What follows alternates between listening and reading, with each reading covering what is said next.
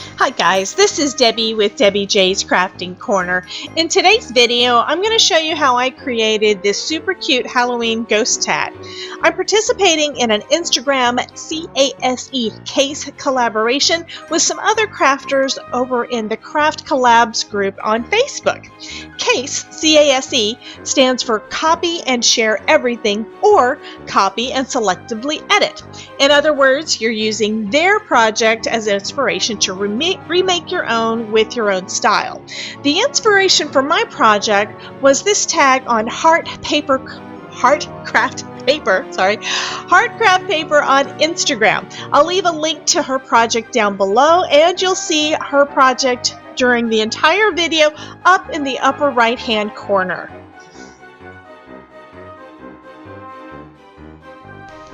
My largest tag die is quite a bit smaller than the one that she used for her project, and I just love the look of her tag. So I'm going to create my tag by hand. Now, you don't always have to use a die, and I could have also used my Scan-and-Cut, but to be honest, this is fairly easy to do by hand.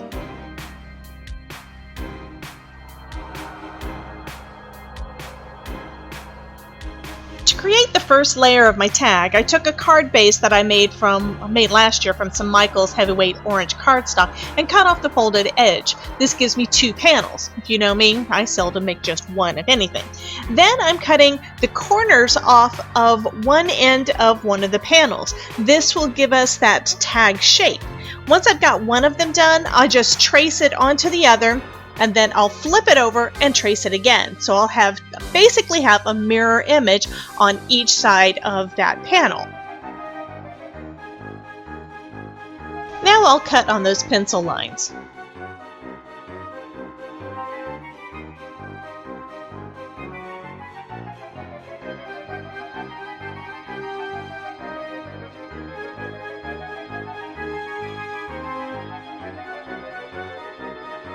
To finish shaping up the other orange tag, I'll use the one that I just finished cutting as a template and then trim the other side.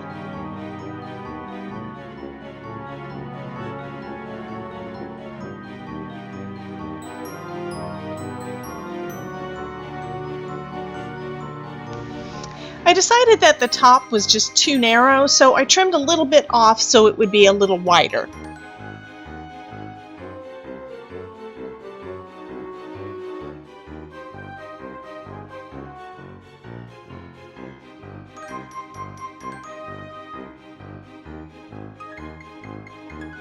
For the black tag layer, I'm using 65-pound cardstock from Michaels, and I'll be using the orange tag as a template.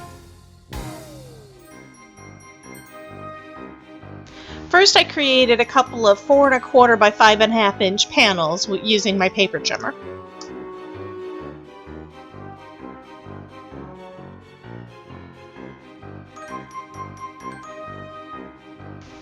Then I traced the cut lines off using the orange tag as a template. Now I know where to cut, and I'll just trim that away using my paper trimmer.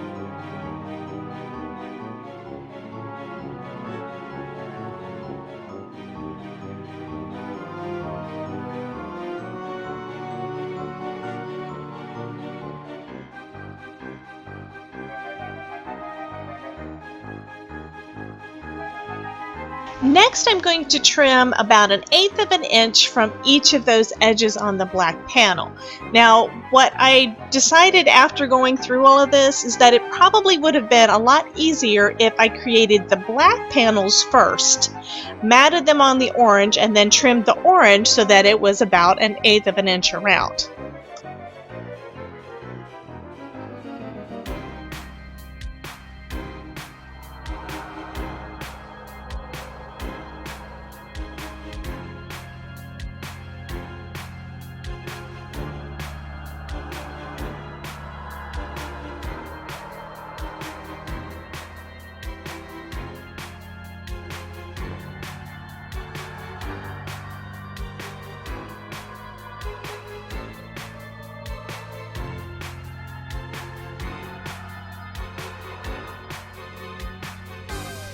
Now I'll cut out the ghost. I didn't have any stamps or dies that would create a ghost this big, so I downloaded a free PNG file.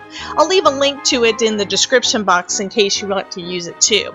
I pasted it into a Word document, resized it, flipped some so they're facing the opposite direction, and printed a full page of them. And I printed them onto some 65-pound white cardstock. That way my printer doesn't have any trouble printing and the ghost isn't too flimsy.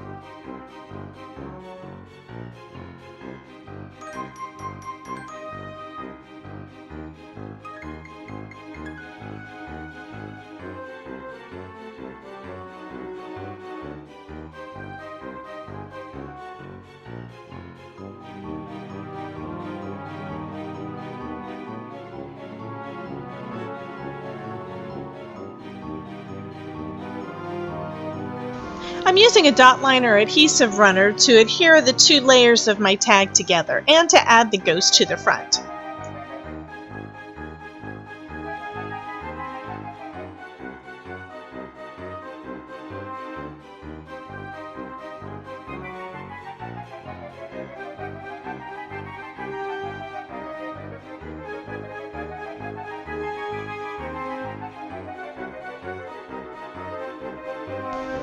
Monica had added some cute white stitch detail on her tag, so I'm going to go ahead and do that too. I'm using a Sakura white jelly roll pen.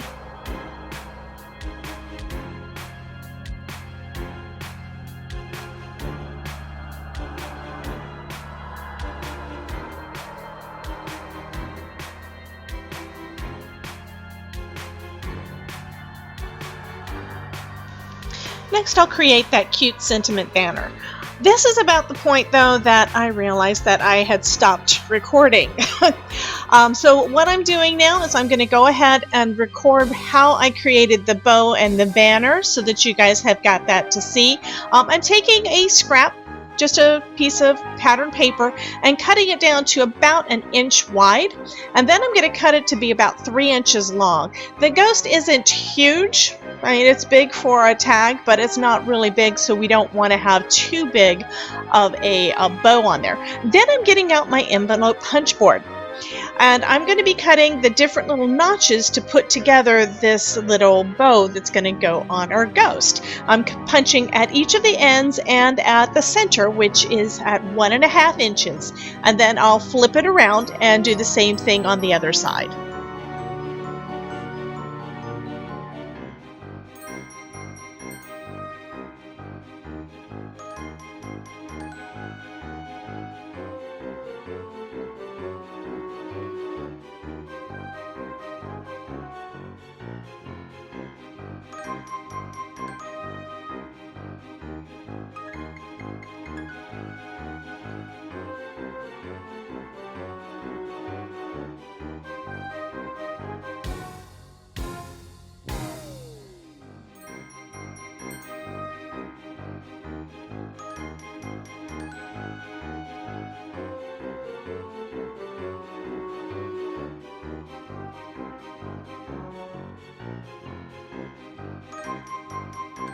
Next, I'm using a bone folder to help break down some of those fibers in that in the paper, so that it basically bends instead of folding flat on the on those two loops of the bow.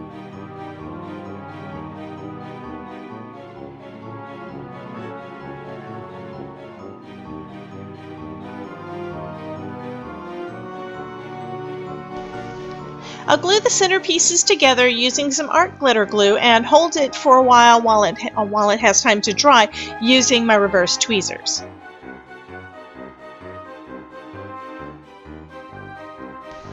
Since this is supposed to be a girl ghost, I'll draw on some little eyelashes.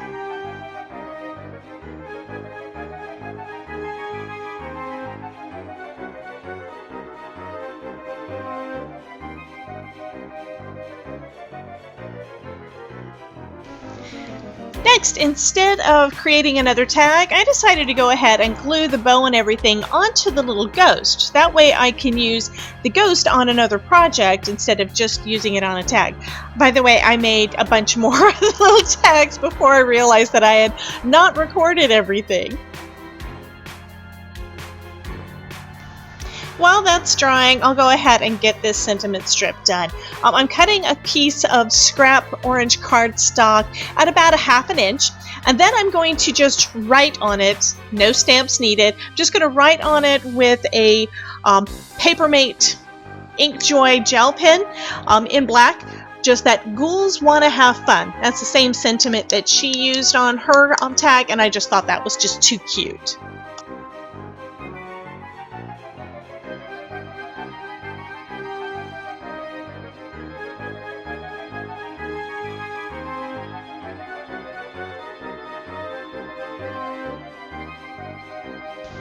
And next I will go ahead and cut a couple of little fishtails on the end of that little banner.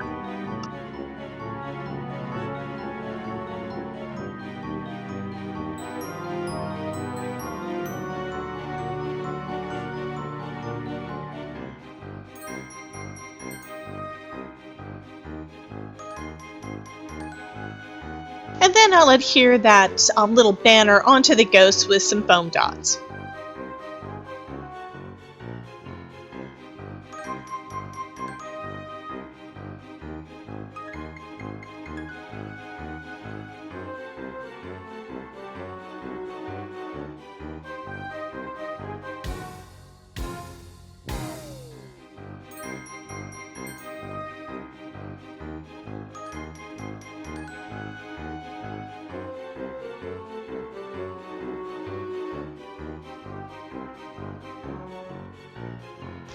As a final touch, I'm adding a little black sequin and a little crystal to the center of that bow.